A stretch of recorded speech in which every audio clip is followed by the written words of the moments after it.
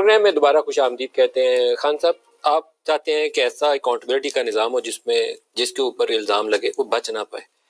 General Asim Bajwa آپ کے ساتھ ہیں اور ان کے اوپر جو الزامات کی نوعیت ہے کافی سنگین ہے. ان کے فرینچائزیز ہیں، پاپا جانز کا ذکر آ گیا، ان کے بچوں کی، اہلیہ کے. ایسی نوعیت دوسرے لوگوں پر آئی تو آپ نے ان کے اوپر ٹیمز بنائی، جے آئی ٹیز کی تشکیل کی، واجد ضیاء کو بولا تحقیق کرو. پاناما میں ایسے ہوا، ابھی آپ نے کلین چٹ دے دی، وہ کیسے؟ دیکھیں ندیم، پہلے تو میں واضح کر دوں، جب آپ امتیاز کرتے ہیں، جب آپ کا جو احتساب ہوتا ہے وہ اکراس دا بورڈ نہیں ہوتا، وہ احتساب پھر نہیں ہوتا. یا آپ کا احتساب سب کے لیے ہوتا ہے یا کسی کے لیے نہیں ہوتا. آج تک پاکستان میں جب سے نیب بنی ہے، آج تک نیب کے ہوتے ہوئے کرپشن بڑھتی گئی ہے. کیوں بڑھی ہے؟ اب جا کے یہ 2 سال چھوڑ دے، اس سے پہلے نیب کے ہوتے ہوئے کرپشن بڑھتی گئی. نیب کا تو کام تھا کرپشن کم کرنا. وہ کیوں ہوا؟ کیونکہ نیب فرق کرتی تھی اپنے اور دوسروں میں. یعنی کمزور طاقتور ہوا، اس کے پاس ووٹس ہوئی، اسمبلی میں بیٹھا ہوا ہے، اس کے لیے نہیں، اس کے لیے اور قانون بن گیا. جو دوسرا ہے، جو کمزور ہے، ڈسپینسبل ہے، اپوزیشن میں، اس کے اوپر ہو گیا. یہ جب آپ دیکھیں نبی صلی اللہ علیہ وسلم کی جب بھی ان کی کوئی وجہ تھی نا کہ انہوں نے اٹھا کے مسلمانوں کو کہاں سے پہنچا دیا، کوئی وجہ تھی.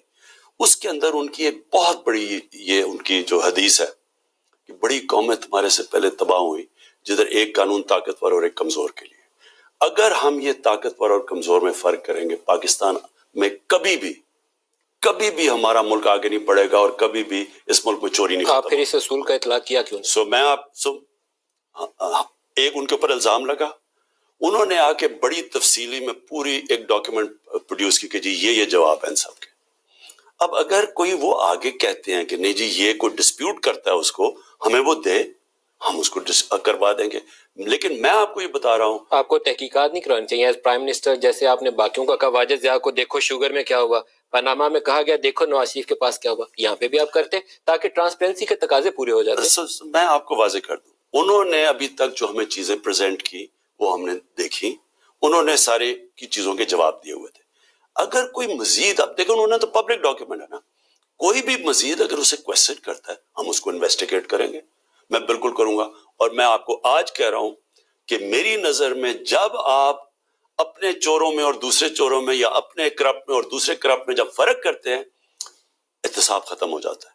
تو جنرل عاصم باجوہ کے اوپر آپ تحقیقات کوائیں گے؟ اگر مجھے کوئی، انہوں نے دیکھیں نا، میں پھر سے آپ کو کہتا ہوں، انہوں نے ان کے اوپر الزام لگے، انہوں نے پھر پوری اس کے اوپر جواب دیا ہمیں، اور جواب انہوں نے دکھایا. ہم نے لا منسٹر کو بھی کہا، فاروق نسیم نے ان کے ساتھ، انہوں نے ان کے ساتھ بیٹھ کے ہم نے چیک کیا. جب انہوں نے کہا کہ جی یہ انہوں نے آنسر کر دیا، ہم اب اگر کوئی اور آگے مزید کہتا ہے تو ہم اس کی انویسٹیگیٹ کریں گے، ضرورت پڑی ایف آئی او کو دے دیں گے.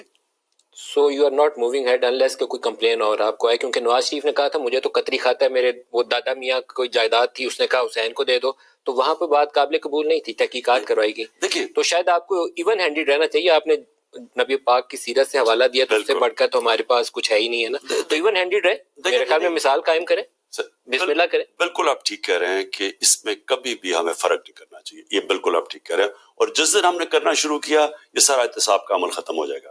کیونکہ ایک ڈیموکریٹک گورنمنٹ کی طاقت اس کی اخلاقی قوت ہوتی ہے. میرے پاس بندوقیں نہیں ہیں، میرے پاس صرف اخلاقی قوت ہے، اور جس دن میں نے یہ امتیاز کیا وہ ختم ہو جائے گی. لیکن میں آپ کو ایک اور چیز کہنا چاہتا ہوں. دیکھیں سر، پرائم منسٹر کے پاس سب سے بڑی چیز لوگوں کی قبولیت ہے. وہ لوگ تب تک آپ کو قبول کرتے رہیں گے جب تک انہیں یہ یقین ہے کہ عمران خان جو کہہ رہا ہے وہ پریکٹس کر رہا ہے. آپ کو اپنے عمل سے ثابت کرنا ہے، جب تک کریں گے لوگوں کی سپورٹ آپ سے جائے گی نہیں، چاہے کچھ ہو جائے. یہ آپ اپنے ذہن میں ڈال لیں کہ میں یہ جو وہ واحد پاکستانی پولیٹیشین ہوں جس کو اللہ نے سب کچھ دیا تھا پولیٹکس میں آنے سے پہلے. مجھے کسی چیز کی کمی نہیں تھی. جو مجھے شہرت ملی تھی کسی پاکستانی کو نہیں ملی. جو میرے پاس، جتنا میرے پاس پیسہ تھا میری ضرورت کے لیے بہت تھا، جو میرا لائف سٹائل تھا اس کے لیے بہت تھا.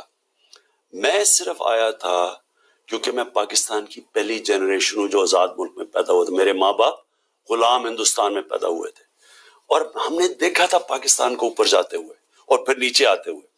سو میں ایک مشن کی طرح اس میں ہوں. میں اپنے گھر میں رہتا ہوں یہاں, میں اپنے گھر کے خود خرچے دیتا ہوں. گھر کے اندر جو ہم نے ایک فینس بنایا, سیکیورٹی فینس, وہ تحریک انصاف نے اس کا پیسہ دیا, ہم نے ٹیکس کا پیسہ نہیں دیا. نیچے سڑک خراب تھی, مجھے کوئی گفٹ ملی توشہ خانہ میں پیسے جمع کروا کے, جو پیسے بچے میں نے اس پیسے سے سڑک ٹھیک کروائی ہے. میں یہ کیوں کر رہا ہوں؟ میں اپنے ملک کے لیے آیا ہوں, میں اپنی ذات کے لیے نہیں آیا. اس لیے میں آپ کو یہ واضح کر دوں, میری موٹیویشن پالیٹکس میں بالکل مختلف ہے ان لوگوں کی جو بھوکے ننگے آئے تھے اور آج اربوں پتی بن چکے ہیں. اور وہ جو لوگ پالیٹکس میں آ کے ایک فیکٹری سے 30 فیکٹریاں بنا لی, باہر ان کے پاس ایک گھر نہیں تھا. میرا تو پالیٹکس سے پہلے باہر فلیٹ تھا, میرا آج کوئی پراپرٹی باہر نہیں ہے. جن لوگوں کی کوئی پراپرٹی نہیں تھی جب پاور میں آئے, ان کے آج اربوں روپے کی پراپرٹیز سر باہر. یہ گفتگو جاری رہے گی, ایک چھوٹا سا وقفہ لے لیں جی, ہمارے ساتھ رہیے گا.